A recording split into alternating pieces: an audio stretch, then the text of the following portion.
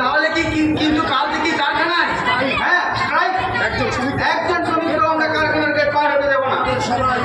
আমাদের সবাই এই আন্দোলনকে সমর্থন করেছে, কিন্তু মালিক পক্ষে দু চারজন চামচা আছে না, তারা মালিক পক্ষের পয়সা দিয়ে আমাদের এই আন্দোলনকে ভাঙার চেষ্টা করবে। তাই আমাদের সর্বপ্রথম কাজ হবে তাদেরকে চিনতে হবে, তাদেরকে বুঝিয়ে সুঝিয়ে আমাদের এই আন্দোলনে শরিক করতে হবে। আর তার জন্য তোকে একবার এক্ষুনি লেবার বস্তিতে যেতে হবে। লেবার বস্তিতে কি করবি? কাল খুব সকালে ছোটলাল রামলাল আর ভাটিয়াকে কারখানার গেটে চলে আসতে বলবি। আর দারুণ ভীম বাহাদুরকে আমি আগে থেকেই ফিট করে কারখানার গেট লক করে চাকরি হাতিয়ে নেব। ঠিক আছে নরেন্দ্র, তোমার বাড়িতে নির্দেশ বন্যে বন্যে বাড়িতে করবো। হ্যাঁ বাইদা ভাই শোন, কাল সকালে গেট মিটিং করতে কত লোক আসতে পারে মোটামুটি একটা আইডিয়া করে ধারণা দিয়ে দেবে। আচ্ছা তুমি নিশ্চিন্তে থাকতে পারো নরেন্দ্র, মানুষের সহযোগিতা আমরা পাবই।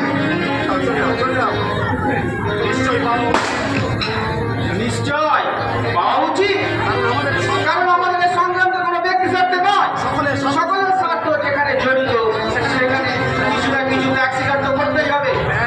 এক স্বীকার করে সংঘাতের পথে গিয়ে আমাদের কি কার্য সিদ্ধি হবে নরেন্দ্র?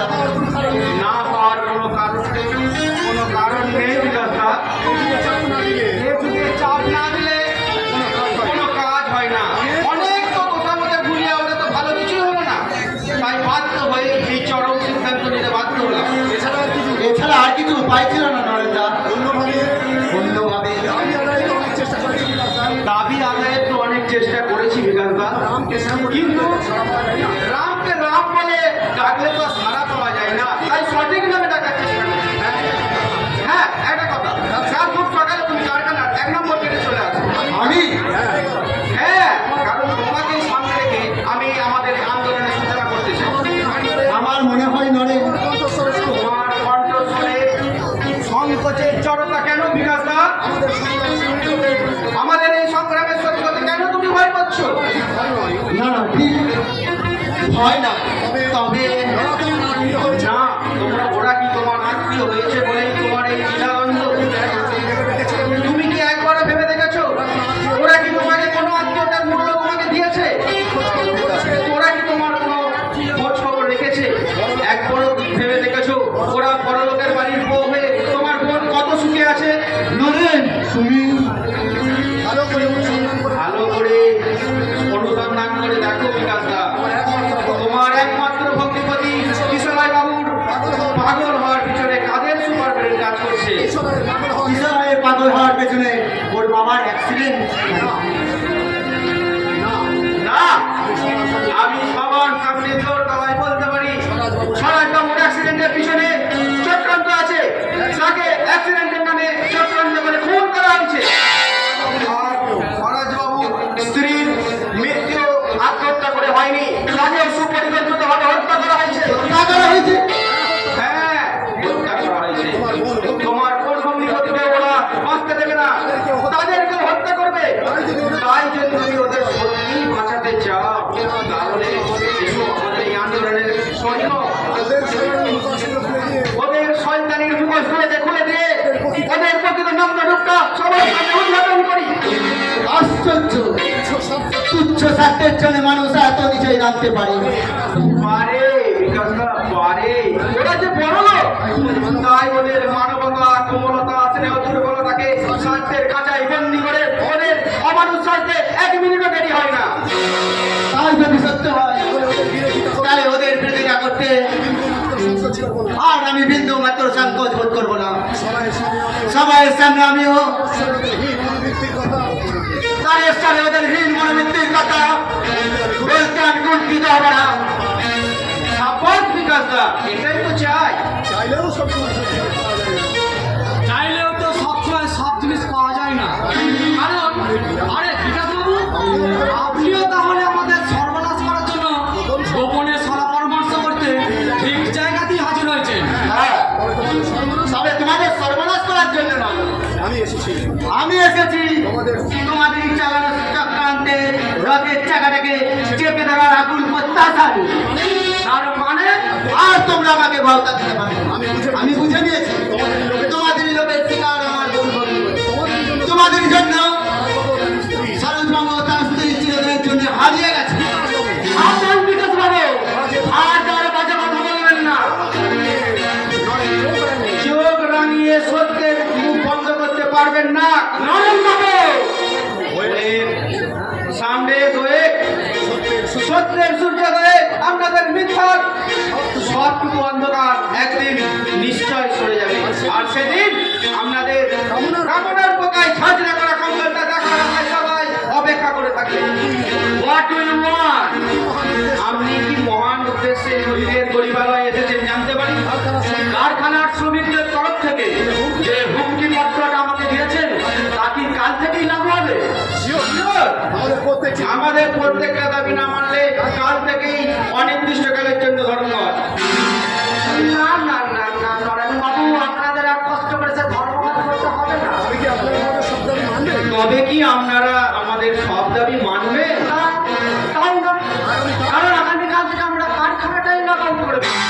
আগামীকাল সকালবেলা তার নোটিশটা আপনারা পেয়ে যাবেন।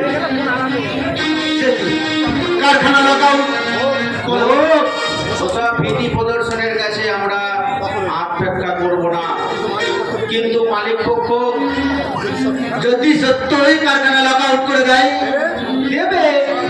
সারাদিন হাড় ভাঙা পরিশ্রম করে যাদের রাত পেটা খেয়ে জীবন ধারণ করতে হয়, উপবাসে দিন কাটাতে হয়, তাদের ভয় পাওয়া উচিত নয়। বিকাশ দা ঠিক বলেছেন নরেন্দা। খেতেই যদি হয় পেট ভরে খাবো, বাঁচতেই যদি হয় বাঁচবার মতো বাঁচবো। মালিকদের অত্যাচারে পশুর মতন বাঁচতে আমরা আর চাই না। তুমি নির্ভয়ে থেকো নরেন্দা। মালিকদের অবিচারের অত্যাচারকে আমরা সংগঠনের মাটি দিয়ে আটকাতে দলে দলে আসবো, দলে দলে আসবো। আসতে তো হবে। একতার ছায়াতলে দাঁড়িয়ে আমাদের প্রত্যেককে একসঙ্গে কাজ করতে হবে। আমরা আর অভাবের কাছে নিজেদের বিক্রি করব না। তোমার পক্ষে আমি গুলি হতে দেব না। তুমি দেশকে আজাই কি চাও?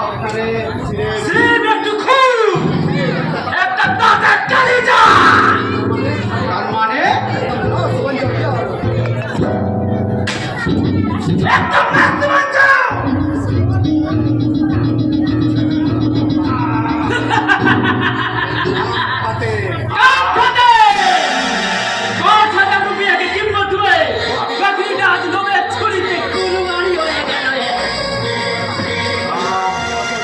অসহ্য যন্ত্রণা আস্তে আস্তে এই দেহটা যেন নিস্তেজ হয়ে আসছে।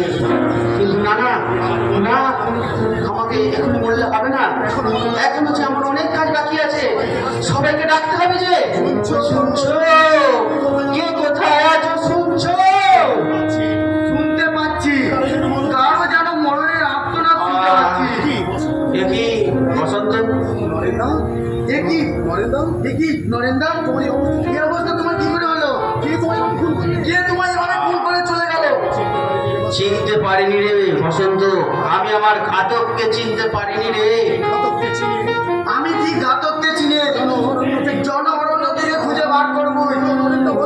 বলো নরেন্দা, বলো কতক্ষণ আগে সে মেরে তোমায় কোন দিকে চলে গেছে? মিথ্যা চেষ্টা করে কোনো লাভ হবে না রে বসন্ত। ওরা হয়তো এত করে আমার জীবন দীপ নিভিয়ে দিয়ে আত্মঘাতী হয়ে গেছে। আমার অন্তিমকালে তোকে যে কথাগুলো বলে যায় সেই কথাগুলো তোরা তুই মন দিয়ে শোন। আমার এই মৃত্যুতে তোদের সংগ্রামের যেন সমাধি না হয় রে। তোরা তোদের জীবন দিয়ে তাকে দীর্ঘজীবী করিস। বড় কষ্ট রে। চোখের সামনে একটা ঘন ঘোর অন্ধকার পর্দা যেন একটু একটু করে সরে আসছে। আস্তে আস্তে সবকিছু যেন বিস্মৃতির অতলে তলিয়ে যাচ্ছে রে।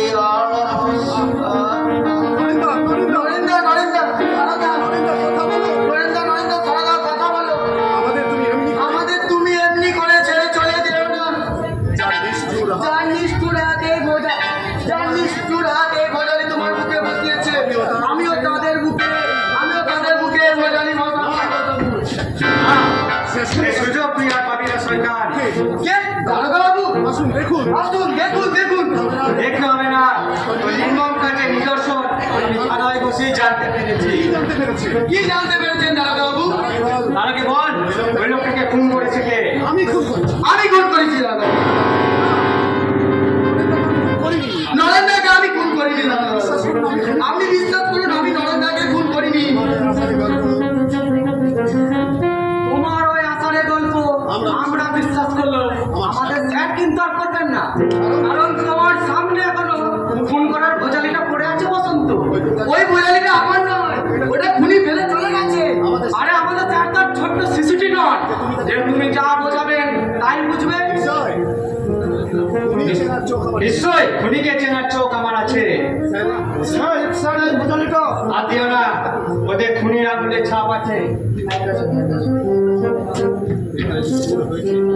এখানে যে খুন হয়েছে সে কথা আপনাকে কে জানালো স্যার?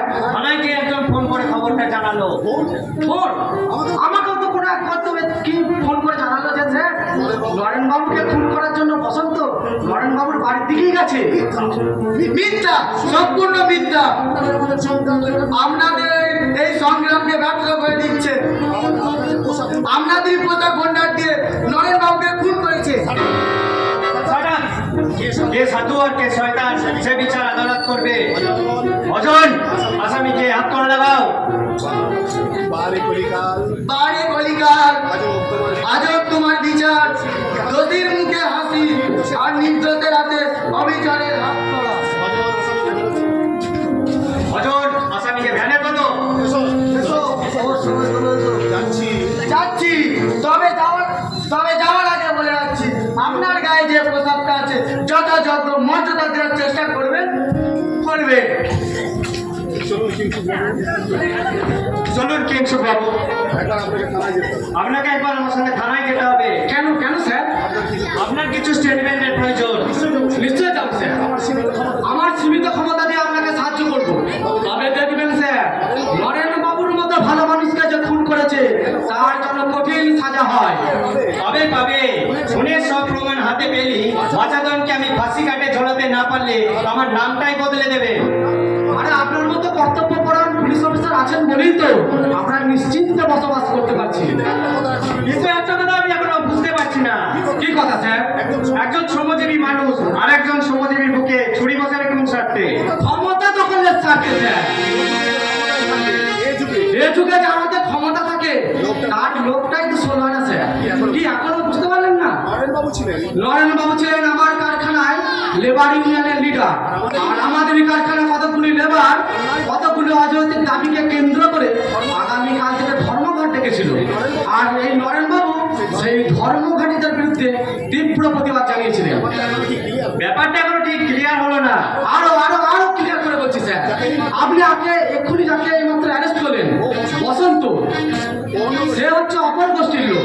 তাই সে নরেন বাবুকে সরিয়ে এই কারখানার একচ্ছত্রপতি হতে চেয়েছিল। আগামীকাল যদি ধর্মঘট হয় তাহলে দেখবেন স্যার দুই গোষ্ঠী পরস্পরের সঙ্গে দাঙ্গায় লিপ্ত হবে। না না না, আমার এরিয়ায় আমি আর কিছুতেই দাঙ্গা বাঁধতে দেবো না। প্রয়োজন হলে পুলিশ কমিশনের পারমিশন নিয়ে আজই 144 ধারা জারি করবো।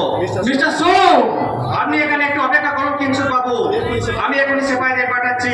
ওরাই লাশের ফটো তুলে লাশকে মর্গে নিয়ে যাবে।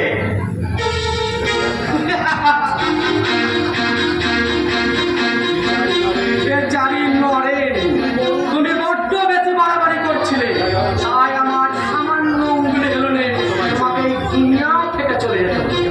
এবার তুমি স্বর্গ থেকে বসে বসে দেখবে কিভাবে তোমার এই সাজানো সংগঠনকে আমি ভেঙে চুরমার করে দিই।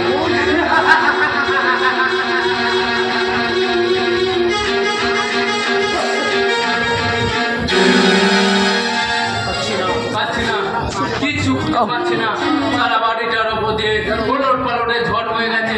জামা থেকে জুতো থেকে হাড়ি ঠাকুর চলে এসেছে রান্নাঘরে। না না, এভাবে সংসারে কেউ থাকতে পারে না, এভাবে সংসার চলতে পারে না।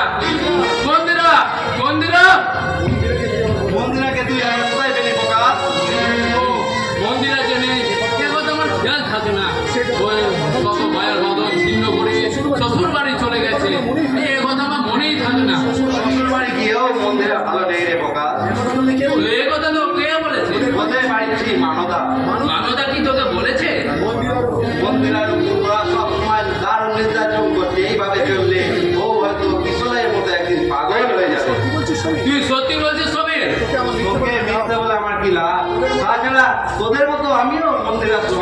তাই বলছি আমি আজ এখনই মন্দিরের বাড়ি যাব।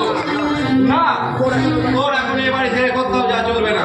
নরেন্দা গুপ্ত বান্ধবের হাতে খুন হওয়ার পর বিকাশ দা দারুণ ভেঙে পড়েছে। তাই তার পাশে তোকে সবসময় থাকতে হবে।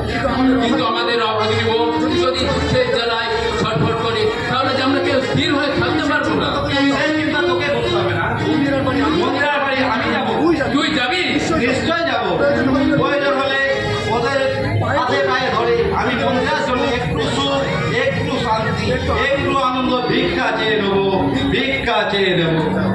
তুমি শোন না, শুনে যা, মন্দিরকে বলে দিস না। আমার কোনো কথাই শুনলো না, ঝড়ের বেগে চলে গেল। কে চলে গেল প্রকাশ? এই অসময়ে বাড়িতে আবার কে এসেছে? বীর এসেছিল মন্দিরের খবর নিয়ে। মন্দিরা কেমন আছে? আমার মন্দিরা ভালো আছে তো? না দাদা, সে ভালো নেই। কি হয়েছে তার? তার উপর শ্বশুর বাড়ির সকলে নির্যাতন করছে। খোকা, ওদের বাড়ি ঝি মানদা বলেছে, এখনই এই অত্যাচার বন্ধ না করতে পারলে আমাদের মন্দিরে যে পাগল হয়ে যাবে।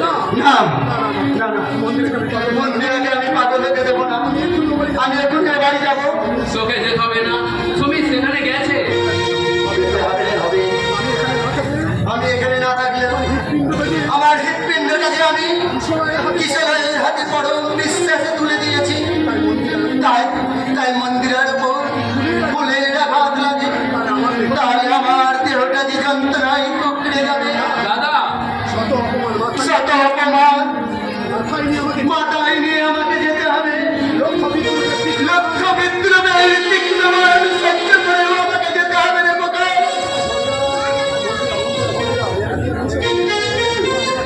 বোকা, মন্দিরে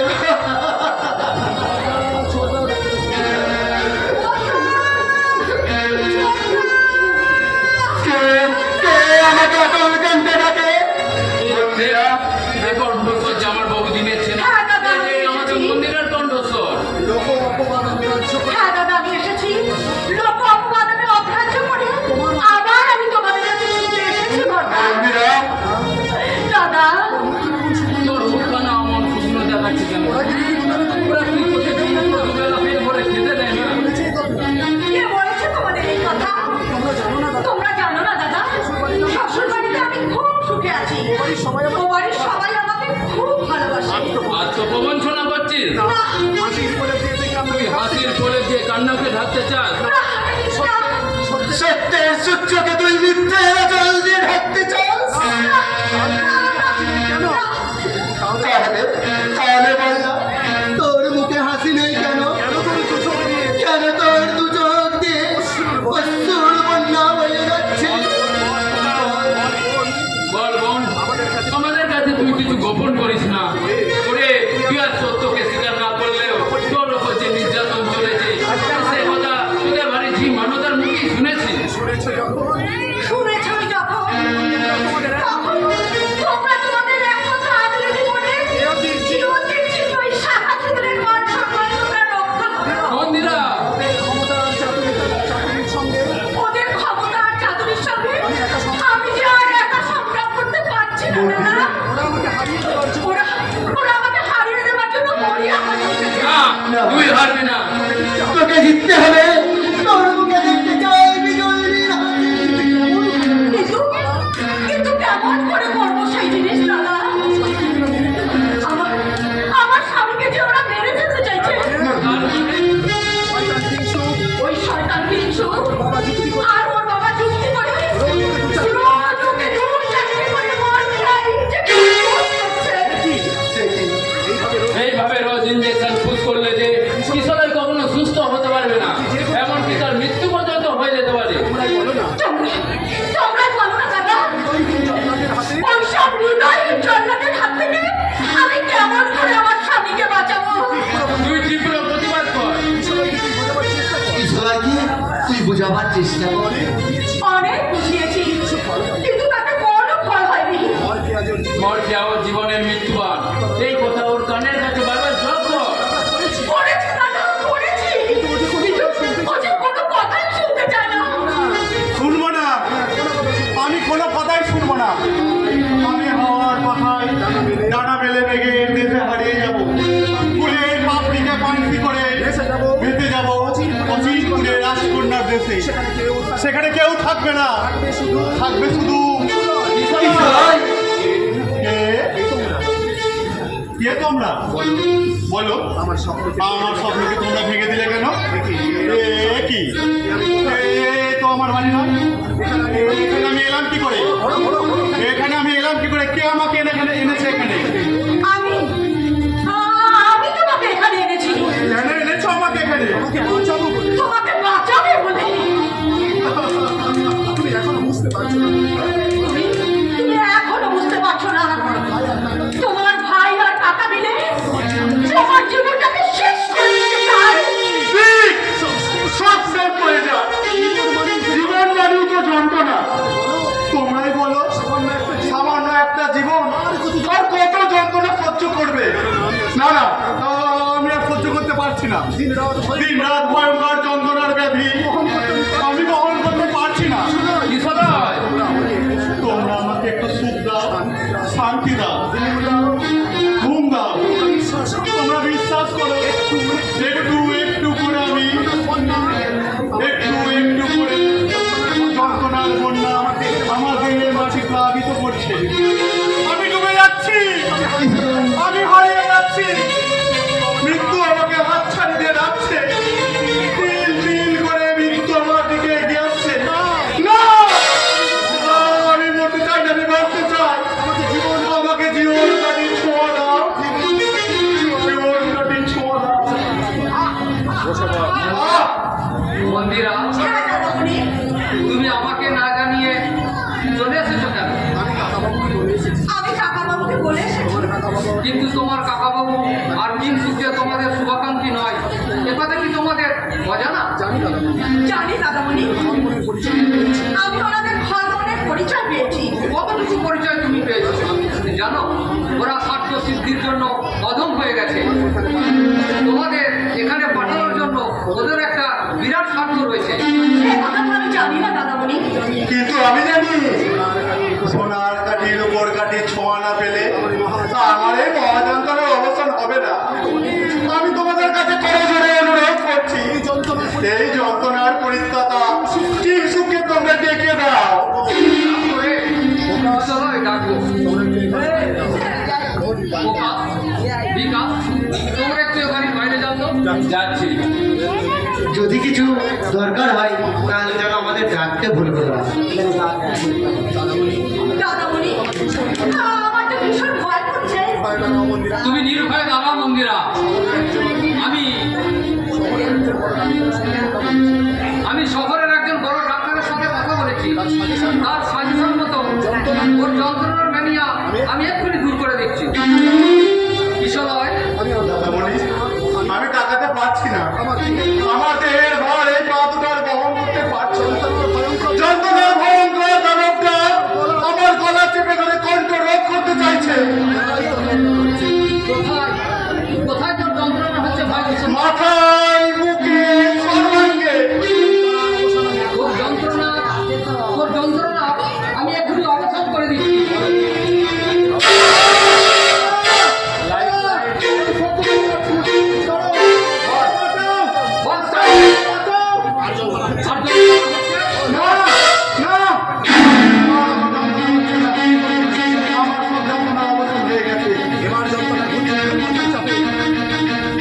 এবার যন্ত্রণার ভূত যদি তোর মাথায় চাপে আর তুই যদি মন্ত্র নেওয়ার জন্য অসভ্যের মধ্যে চিৎকার করিস, তাহলে তোকে আমি মেরেই ফেলবো। শোনো মন্দিরা, চলো দাদামণি। ডাক্তারবাবু বলেছে একে এইভাবে মরের ভয় দেখিয়ে মরফিও নেওয়া থেকে বিরত রাখতে হবে। আমার ধারণা ও আর যন্ত্রণা বলে চিৎকার করে উঠবে না। তোমরা এখানে একটু বিশ্রাম করে বাড়ি চলে যেও। তাই হবে দাদামণি। আর একটা কথা, বলুন। তুমি বাড়ি গিয়ে সব সময় একে চোখে চোখে রাখবে। কারণ খেয়াল রাখবে, এর প্রতি তুমি যদি সামান্যতম অবিচার করো তাহলে সবার চেয়ে ক্ষতিটা কিন্তু তোমারই বেশি হবে। দাদামণি,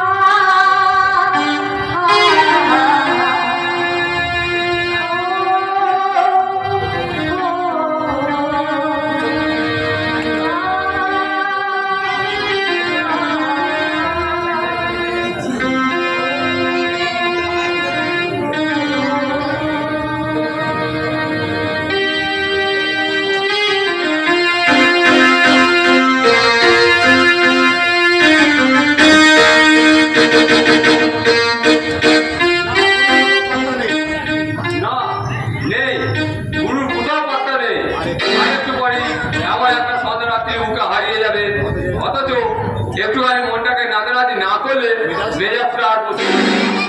কিন্তু এই সময় জল পূজা না করে গুরু আমাদের গেল কোথায়? কোথায় ইয়ার তোমার গুরু কোথায়? আমি দাঁড়িয়ে ঘরে পূজা করছি উৎসব, কিন্তু কোথাও তার বার্তা পাচ্ছি না। পাতা লাগাতেই হবে ইয়ার, মালিকের পাতা না পেলে যে আমার সব কাজ বরবাদ হয়ে যাবে। আমি তো বুঝলাম, পাবেটা কোথায়? ওঠামি তো ডাকাত করেছিলে? না, তবে ঘরে ঘরে বসে থাকার মতো সুপুত্র গুরু আমাদের নয়। হয়তো আবার কার মুখে বাঁশ দেওয়ার জন্য সৎ কর্মে বেরিয়েছে। এখন কোথায় গেলে মালিকের দেখা মিলবে? সে তো ওই ওপরওয়ালা ছাড়া আর কেউ বলতে পারবে না। আচ্ছা, তোমার কাছে কিছু মাল্লু আছে? ও কথা বলে আর আমাকে লজ্জা দিও না ইয়ার। কাছে মাল্লু থাকলে এক্ষুনি চুল্লু খেয়ে উল্লু বলে যেতাম। লেকিন খানিকটা দুল্লু না খেলে যে আমার বুকে জ্বলে ওঠা চিৎকার আগুনটা নিভবে না। ও কথা কাকা বলছে উৎসব, সে সকাল থেকে মনটা ভিজে হয়ে আছে বলে আমারও তো ব্লাড প্রেশার নামছে আর নামছে, শুধুই নামছে। এবার হয়তো চোখ হয়ে যাবে। তাই বলছি আমার গুরুকে চতুর্ভুজ বানিয়ে অনেক তো মালকুড়ি ছেড়েছ, এবার দেড় মাটি করে তুমি কিছু খাও। না ছাড়বো না। না, ছাড়বো না। যে আমার অধিকারে হস্তক্ষেপ করতে আসবে তাকে আমি কিছুতেই ছাড়বো না। তার জন্য যদি প্রয়োজন হয় আমি হৃদয় বিঞ্চল্লাদ খাদ্যেও বিন্দু মাত্র কুণ্ঠিত বোধ করবো না। আবার আমার মাথায় আগুন জ্বলছে, সেই আগুন নেভাতে হলে চাই চাই মদ, সকলেই চাই রক্ত আর মদ। মদ আর রক্তের জয়টিকা করে আমি আনন্দের মহাসমুদ্রে সাঁতার কাটতে চাই। এতে এই টাকা দিয়ে বোতল চায় 1 কেজি মাল নিয়ে আসবি। আন্টি গুরু, আমি এক্ষুনি ছুটতে ছুটতে গিয়ে মাঝে বন্ধুবান্ধব পর্বতটাকে তুলে এনে তোমার সামনে নামে সমাজ করে বলবো, গুরু যুগ যুগ জিও আর যুগ যুগ জিও। রুস্তম, হুকুম বলে। আমার কামনা তুমি আমার ফিরে এসে ডুবতে বসেছে রে। আপনি জিন্দগি জামিন রেখেছে তোর দিরা ভিড়া বই। সে বিশ্বাস আমার তোর উপর আছে। তুই যদি সেই তরিকে আমার লোভের ঘাটে নোংর করে দিতে পারিস তাহলে আমি তোকে দেবো আরো 5,000 টাকা। 5,000 টাকা? বলুন কি করতে হবে? শোন, সব কথা চিৎকার করে বলা যায় না।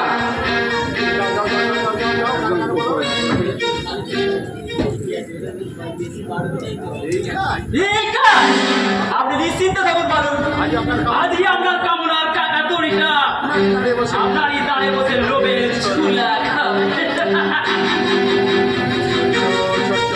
ছোট্ট ছোট্ট আর দুটো লোভের কাটা আমি তুলে ফেলতে পারলে আমি নিশ্চিন্ত উপভোগের পথে এগিয়ে যেতে পারবো। দেখে যাবো মনে হয় পচা নর্দমার বুকে সত্য ফোটে ওঠে একটা লাল পদ্ম, আর আমার চোখের সামনে সেই পদ্মকে আনাড়ি পোকায় কেটে ফেলছে। তাই আমি ওই পদ্মকে তুলে নিয়ে আসবো আমার ভোগের সজ্জায়, তারপর তাকে ছিঁড়ে কুচি কুচি করে ছড়িয়ে দেবো। কোথায় যা কোথায় যা? আপনার আব্বার আমি কিছুতেই প্রশ্রয় দেবো না। দেখি এতে তুমি আরে পিছিয়ে যাচ্ছে কেন? পিছিয়ে যাচ্ছে কেন? তা তুমি পিছিয়ে যাচ্ছ কেন? এগিয়ে এসো। এগিয়ে এসো। ওদিকে আমার অনেক কাজ আছে। ওদিকে আমার অনেক কাজ আছে। আর আমিও দেখান এসো এসো। না হয় এসে বসো, দু একটা কথাই বলো। কথা কথা কি বলে? আশা হবে জীবনের উত্তানে প্রত্যাশার ফুল ফোটাবার কথা। তার মানে অমূল্য সময় অমূল্য সময় অপচয় করে একটা জানোয়ারের সেবা করে তোমার কি লাভ হবে? তাই বলছি অতীতের সব কথা ভুলে গিয়ে বর্তমানের আলোয় যাবে। আমার সে পূর্ণ প্রস্তাবটা তুমি একবার ভেবে দেখলে না? তুমি কি পড়ছো না এখন? What? যাদের মা বোন বলে কোনো জ্ঞান নেই, যাদের স্পর্শ করলেও কোনো অন্যায় বলা হয় না। বন্ধুরা, সাবধান কিছু খবরদার খবরদার আমার নাম করে তুমি একদম থাকবে না। মনে রাখো আমি কিন্তু তোমার বৌদি। তাই আমার পায়ের ধুলো দিয়ে আমি তোমাকে প্রাণ ভরে আশীর্বাদ করবো।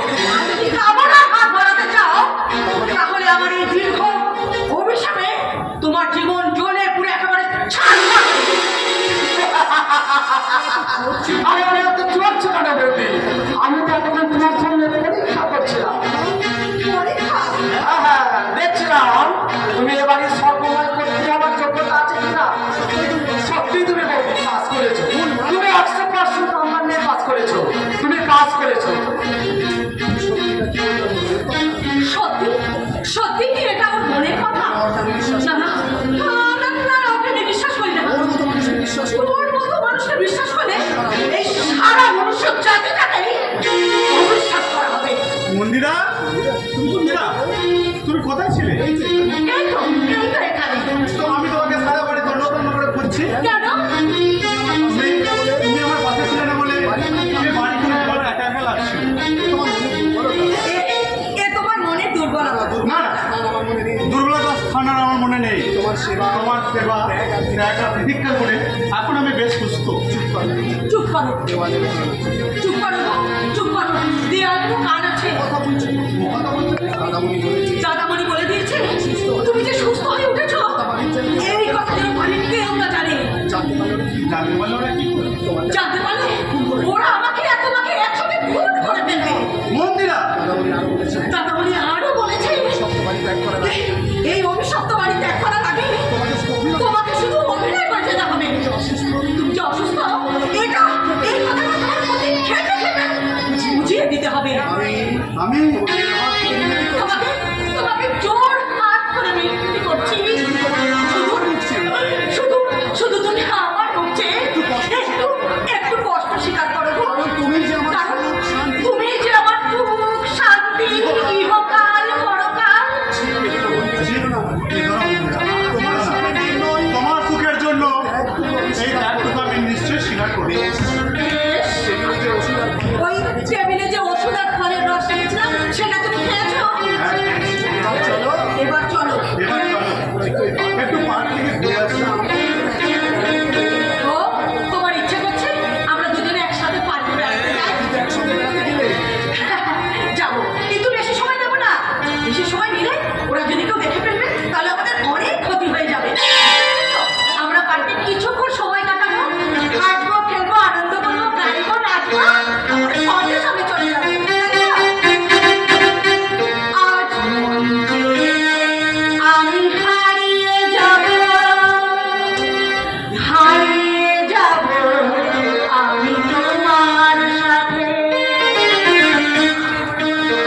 আজ মন চেয়েছে আমি হারিয়ে যাব, হারিয়ে যাব আমি তোমার সাথে। সেই অঙ্গীকারে রাখি পরিয়ে কিছু সময় রেখো তোমার হাতে। আজ মন চেয়েছে আমি হারিয়ে যাব, হারিয়ে যাব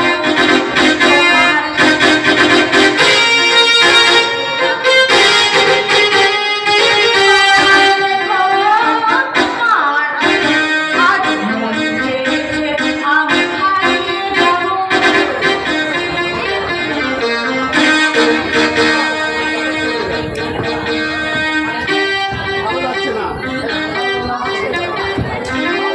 এই বাড়িতে চাকরি করতে ভালো লাগে। কি হয়েছে অনাদিদা? আজ আমি কত বলবো, তোমরা আমাকে ছুটি দাও। তুমিও ছুটি চাইছো অনাদিদা? চাইবো না? কি আছে এই পুরো সংসারে?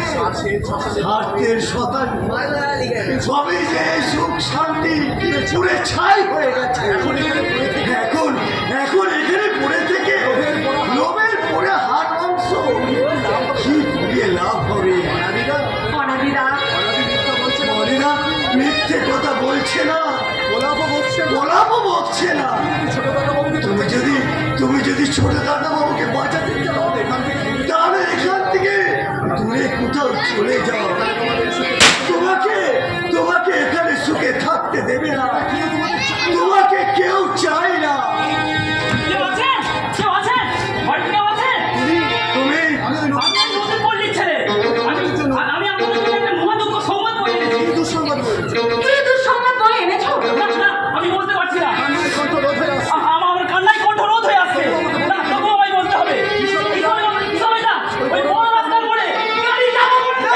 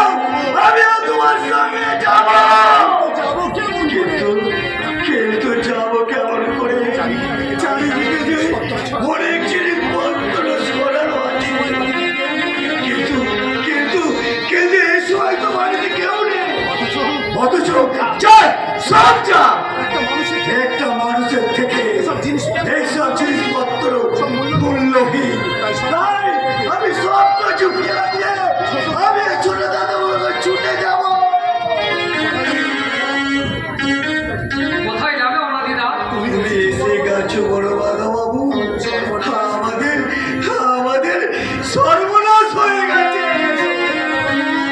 কিশোর দাদা বাবু, ওই বড় রাস্তার মনে গাড়ি চালা হয়েছে। কে বলেছে তোমাকে এ কথা? এইমাত্র একটা লোক এসে বলে গেল। সে তোমাকে মিথ্যা কথা বলেছে। দাদা দাদা বড় বাবু, সে মিথ্যে কথা বলে না, নিজে চোখে দেখে এসেছে। সে ভুল দেখেছে, কারণ আমি এইমাত্র বড় রাস্তা দিয়ে এলাম। আমি সেখানে কাউকে গাড়ি চাপা করতে দেখিনি। মন্দিরা, মন্দিরা, তোমাকে একটা কথা বলে যেতে ভুলে গিয়েছিলাম বলি। একই তোমরা এখানে মন্দিরা কথা। সে তো কিছুক্ষণ আগে তোমাকে দেখতে বেরিয়ে গেছে। বেরিয়ে গেছে? কিন্তু কেন? আমি তাকে বলি পার্টি বেড়াতে গিয়েছিলাম, বুঝতে পারছি না। আমি তো কিছুই বুঝতে পারছি না। একজন এসে বললো, বড় রাস্তার মোড়ে তুমি নাকি গাড়ি চালা মারছো। এই কথা শুনে বৌদ্ধমণি তার সঙ্গে কাঁদতে কাঁদতে ছুটতে বেরিয়ে গেল। তুমি তাকে বাধা দিলে না কেন? আমার সে কোনো বাধাই নেই। এখন কি হবে দাদামণি? মন্দিরা কি হবে? দুষ্ট চক্র নিশ্চয় মন্দিরকে কিডন্যাপ করে নিয়ে গেছে। না, আমার বুক থেকে মন্দিরকে ছিনিয়ে নিতে দিও না তুমি। আমার জীবন থেকে যদি মন্দিরা হারিয়ে যায়, আমি সত্যিই মরে যাব। আমি তোমার দুটি পায়ে পড়ি দাদামণি। তুমি যখন আমাকে সুখের সন্ধানের দিয়েছো, তখন আমার স্বপ্নকে তুমি ভেঙে দিও না। শান্ত হ ভাই, কিশোর ভাই, তুই শান্ত হ।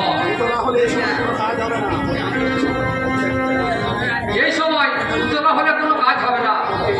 তোকে আমাকে আমাদের এই বংশ মর্যাদাকে হেয় করবার জন্য দুষ্ট চক্র আবার সক্রিয় হয়ে উঠেছে। আমি কখনোই ওদের কুমতলব চরিতার্থ হতে দেব না। অনাদিদা, যে লোকটা মন্দিরাকে কিডন্যাপ করে নিয়ে গেছে, তাকে দেখলে তুমি চিনতে পারবে? চিনতে পারবো। তাহলে এসো আমার সঙ্গে। যেখানে যেখানে আমাদের ইজ্জতের সোনা লুকানো আছে, সেখানে এসো।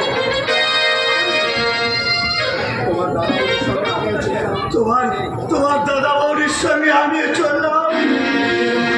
নিজের ভুলে যে তোমার সর্বনাশ করেছে, তার মাসুল আদায় করতে আমি আর চললাম। না, তুমি আমাকে একা রেখে দিও না। দাঁড়াও, আমিও তোমার সঙ্গে যাব। আমার মন্দিরাকে ফিরে পেতে আমি যাব। তুই অসভ্য ব্যাপারটা চিৎকার করছিস কেন? তোমার দাদাটা বাবার চুকিয়ে গেল কাকামণি। তার মানে তোমার বৌমাকে সৈন্যটা জোর করে তুলে নিয়ে গেছে। মিথ্যা কথা। বৌদিকে কেউ জোর করে ধরে নিয়ে যায়নি। সে স্বেচ্ছায় এ বাড়ি ছেড়ে চলে গেছে। কি বলছিস তুই? অপ্রিয় হলেও সত্য কথা বলছি, কারণ সে তোমার মতো একজন নর্মাল লোকের সঙ্গে এই লাইফস্টাইল পয়েন্টস করতে চায় না বলেই সে তার পছন্দ করা বয়ফ্রেন্ডের হাত ধরে এই বাড়ি থেকে চলে গেছে। না, সেটা করতে পারে না। মন্দিরাকে আমি জানি, আমি চিনি। সে কিছুতেই আমার সঙ্গে প্রতারণা করতে পারে না।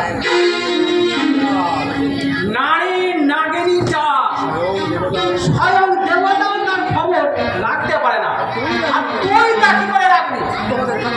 তোমাদের কারো কথাই আমি বিশ্বাস করি না। তোমাদের কথাই যদি সত্যি হতো, তাহলে সে কেন প্রাণ ঢালা পরিচর্যা করে আমার সেবা করতো? তোমাদের কথাই যদি সত্যি হয়, তাহলে কেন